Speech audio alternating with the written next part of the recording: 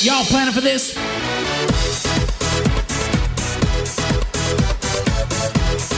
Hello, everyone, and welcome to another episode of the Perfect RIA podcast. I have traded in my co-host, Micah Shalansky, and today we are going to talk with Libby Greiwe about the practice that she built and retired from, not because of getting to retirement age, whatever that means, but because it hit the level of efficiency that she wanted, and now to look at the work she's doing with advisors.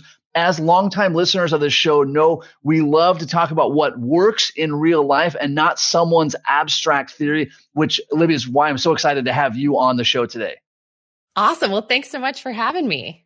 Yeah. Now, Libby, tell us a little bit about your background. How did you become a retired advisor? You are, for those of you not watching the videos, clearly not in your 60s, so you didn't age out to retire. Like, you made a really intentional choice. It's time for the next chapter of life. It's true. So I'll take you back to 2008. So I started my business in 2004 with a broker dealer, and I was, working around the clock like every advisor does when they first start. It was crazy and it was chaotic, and I was really working around the clock like a mad woman, right? Nights, weekends, whenever clients wanted to meet, I was there. I was your girl. And then came 2008. And I don't mean the market crash. I found out something way scarier than the market dropping. I was pregnant. And this was great news, right? Because my husband and I really, really wanted a baby. But this was also really scary news because I had been working like a mad woman building my business. And I knew, and I can remember saying to my husband, like, okay, being that I really wanted to be a mom, I really want to be a super involved mom. And I'm also really happy with the amount of money that I'm making. And I really don't want to give that up either. So there just has to be a better way, right? I have to be able to do the same thing that I'm doing now, but really scale it way back. And I'm talking like I was working like 80 hours a week, and the goal was to get down to 24. So I was in that stage where I was exhausted. I was stressed, all the things. And I knew that wasn't going to work for mom life. So let me sure I got those numbers. So you were working about 80 hours a week. You were trying to get down to 24. So basically you were cutting out an entire week out of each week. Right. Right. Like a 40-hour week. Like you cut a 40-hour. Yeah. I did. Like any logical pregnant woman, right? You're like, I'm either going to do this in 24 hours a week or I'm just going to quit. Like it was like one extreme or the other. Classic entrepreneur, right? Yeah. Right. So fast forwarding just a couple of years, I did it, right? I literally figured out how to quadruple the amount of money that I was making per hour. Our office became a 100% referral only practice. And I eventually ran a 7-figure firm with just me and 2.5 staff. And the crazy part is, it's not only that I was working 25 hours a week, like that was pretty crazy. And it allowed me to have my nights and my weekends to be spent with my family and my friends and actually have a life. And as a mom, there was this like crazy notion of this thing called like alone time or me time that I was able to capture. But it wasn't really that I was working 25 hours a week. It was the craziest part to me was I was actually turning down clients who didn't fit my specific niche or my specific goals, or they weren't the type of clients that I loved doing that kind of work with. And if you had told, 2004, Libby, that someday I'd be turning down someone who had a heartbeat and a checkbook, I would have thought you were like completely insane. Libby would have, 24-year-old, 23-year-old Libby that started the business would have just died if you told her in a few short years she'd be turning people away. I love that. Libby, I'm really curious about the path from 80 hours to 24, right? So you're working a quarter as much. Which way did it go? And maybe this is a false dichotomy. Did you start taking the time off and then figure the rest out? Or did you say, boy, when I get all this figured out, then I'll cut back my hours? It was a little bit of both. So I didn't go like straight from 80 to 25 or 24 and be like, okay, we're just going to make this work. It was a slow progression of, okay, let's go from 80 to 70. Let's go from 70 to 60. Let's go from 60 to 40. And once I really identified the couple key indicators of what would allow me to do that, it was easy to continue to drop that. So it went from nights and weekends to no weekends. And then it went from maybe 3 nights a week to 2 nights a week. And then it went from 2 nights a week to 1 night a week. And then from 1 night a week to no nights a week. And then it was integrating 1 week vacations to 2 week vacations to 3 week vacations to taking a month off. So everything was, I would say, a slow progression as opposed to just like rip the Band-Aid off. Now, in that transition, did you dramatically reduce the number of clients you had? Did you dramatically increase the number of staff that you had? What happened? I mean, again, 60 hours a week disappeared. Yeah. Well, so when I found out I was pregnant, I had one part-time administrative assistant who I'm pretty confident played more solitaire than she did like anything else, else in my practice. So I really didn't have like a great office person, and I didn't have this like big, huge team supporting. It was literally me doing all the things. And so it was really kind of identifying who was that one first right hire and finding someone who was incredibly efficient, that was on board with the vision and the mission of the practice. And, just really tunnel visioning in on what it was that I wanted. So yes, it was scaling back clients. It was really defining and developing a niche. It was coming up with a really, really tight model week, and then really breaking down our financial planning process from start to finish, like every single minute detail, and then determining how could I scale that individual piece. And was it through templating it? Was it through creating a process? Was it necessary? Was it delegating? Or was it outsourcing? Did that then become sort of a mantra for you, Libby, of like, how do I scale this step? I mean, like each step you said, hey, how do I scale this? Yeah. Well, so I was that kid who in high school, I got amazing grades, but it was literally like, what's the least amount of work that I have to do to get like the best possible grade, right? Like I was always I remember that moment in college when I realized, oh my gosh, I can take X number of classes, pass, fail. And if I only have to get a 70%, how little do I need to do in econ, right? I love it. So it was really like building in this idea of like, how could I do each and everything more efficiently and scaling it? Yes. But also like really determining, was it even a necessary thing? Like, so for example, I grew up in a broker-dealer environment where everybody was fat, bald, and 50, and doing everything super antiquated. And here I was like this 23-year-old female that showed up at the meetings. And this was like 500 years ago when there were a lot of chicks doing this thing. And I just remember the mantra of everybody was, if you want it done right, you have to do it yourself. If you want to make more money, you have to work harder. And I just remember going, I really don't fit. And I'm okay with that. So I'm just going to go figure this out and do it my way.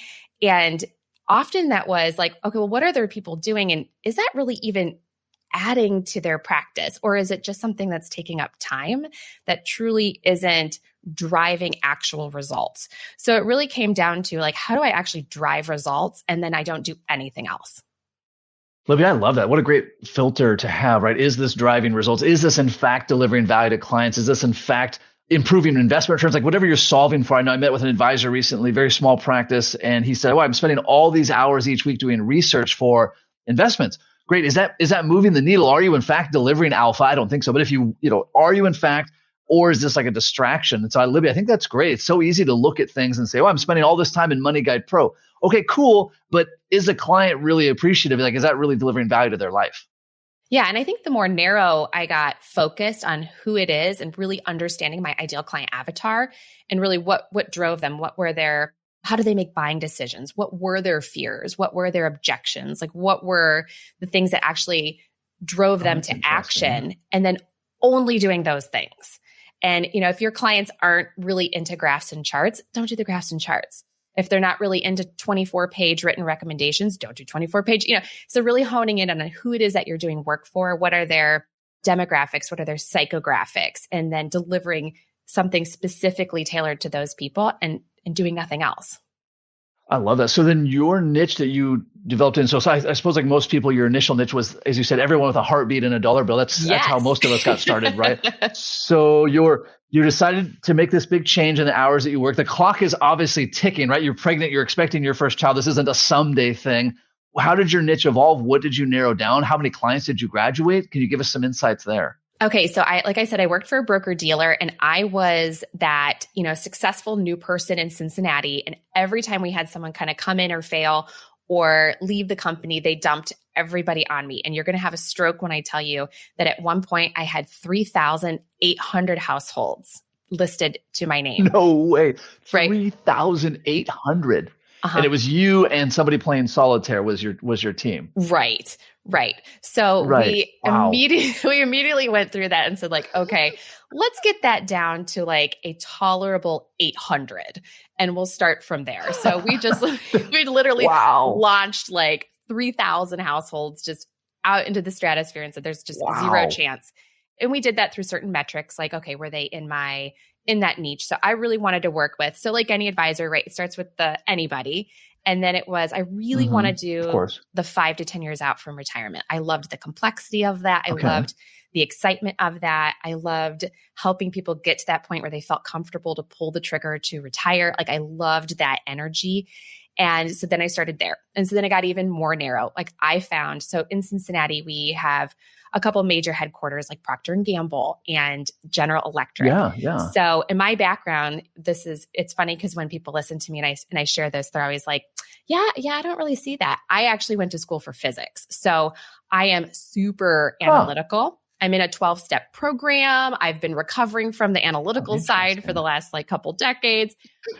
But I was like that weird physicist with a personality that could talk to other people. So I found that I worked really well with engineers and chemists and folks who were super analytical, but also worked for these major corporations that had lots of really unique benefit structures, like the opportunity for net unrealized appreciation. And so it just started to get more and more narrow, where then I was working with, okay, people 5 to 10 years out. Okay, now it's people who to 5 to 10 years out that are very analytical. Now it's people who are 5 to 10 years out that are very analytical, that are executives. Now it's 5 to 10 years out that are analytical executives who are not DIY people and really wanted to outsource that so they could really focus on their business. Interesting. So it just kept getting more and more narrow over time, and eventually not fully down just to these 2 corporations, but they were the vast majority of our book. And I still served 285 households when I retired. So not that like ideal 100 that everybody had, but I worked with what I would consider like super normal Americans.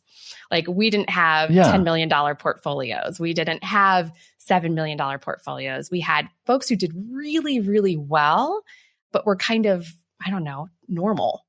But we were able to serve them really well because we had a very declined client experience, and we knew exactly what each level of client was going to get, when and how much it cost for us to deliver that in time and resources. I'm in awe of this trajectory of 0 clients to 3,800 clients, down to 800, down to, you said, about 285 before you, I don't think retire is probably the right word, like transition to the next chapter of life or something, right? Because it's not as though you sold your practice and then you've just been sitting around looking for something to do, right? So it's just a fascinating journey. So much intentionality. Like I love talking to advisors that did things that were so intentional like you've done. Yeah, well, I did do some sitting around. So I sold the business in 2019 and I did take a 2-year sabbatical. So I did do some sitting around. We moved to Hawaii and I did live on a beach for a while. So there was plenty of peach on the beach stuff happening. But it was really even with the sabbatical, I was super intentional about how I was using that to really distill. So I started the Efficient Advisor back in 2016 and really spent that 2 years kind of determining like, well, what is it that, what do I think that God wants me to do? What do I really feel called to do? Who do I feel called to help? And that time really, really helped me narrow in on exactly the type of advisor that I felt like I could really add value to. Yeah, and that's right. When we talked before this episode, you actually have a very specific niche of advisor you're willing to coach with, right? So and I just, again, love the intentionality, but tell us a little bit more about the niche essentially you've established inside this massive industry. Sure. Yeah. So where I really, really have a heart for, and I actually just got off the phone with a guy, and it was just funny because he's sharing his story and he's like, okay, I'm really like attached to your podcast and here's my story. And it's funny because it's always the same. It's advisors who are in that like 3rd, 4th, 5th year. They've had a really successful start. So they have like the planning piece down. They don't necessarily need like help with like understanding like the sales skills or the financial or how to position, but it's more of like okay, but everything is crazy and chaotic. So kind of where I was at when I got pregnant, and I'm working nights and weekends. Like I'm only giving my family like my leftover energy, and I really want to be giving them my first fruits. So it's folks who have still not yet hit that like $400,000 to $500,000 of actual take home pay. And I feel like they're kind of at that place where they're like, I know I need a coach. Gosh, do I have the budget for it? So I want to be that really affordable option for advisors who are really at that pivotal moment that if they just make a couple of tweaks, their trajectory is then huge. And then they can go scale to the 7 or multi-7 figure business if they want to. If they want to, sure. Yeah. Libby, are there any of those tweaks that come to mind right out of the gate where you think like, oh, this is, if I saw 10 advisors, 9 of them need to do this one thing at that stage? Yes. They need systems and processes, repeatable systems and processes, and boundaries. They need to be able to manage themselves. And like, I always joke that it's called advisor ADD, that we all have the shiny object syndrome, but being able to really narrow in on what it is that you want. How do we create some boundaries so that you only focus on those 3 key goals? And then how do we build front stage, backstage, client facing, non-client facing, whatever you want to call it? How do we build systems and processes that we can teach other people that are easy, simple, because we tend to over-engineer everything. So simple, repeatable, and delegatable, which I made that word up, but you know what I mean. Simple, repeatable, and delegatable systems. Interesting. Boy, there's so much to go there. The boundary thing is fascinating to me. So maybe go in a little bit more in the boundaries. It's like you said, it's easy advisors. We have this shiny object syndrome. We have the one more hour. I wrote down what you mentioned about your family at the time was getting your leftover energy. Where I think about how often am I giving the people that I say are most important just the table scraps. Any thoughts on these boundaries or where you see those emerge? Like maybe boundaries for beginners, if you will. Yeah. So the first thing that I found is that if I didn't take it home, I couldn't do it. Cause I can remember being in that period where when I was at the office, I was like at the office, but I was also doing kids stuff and home stuff, right? So I'm at the office, but I'm making that phone call to the pediatrician, or I'm at the office and I have to fax that form into the school for the something.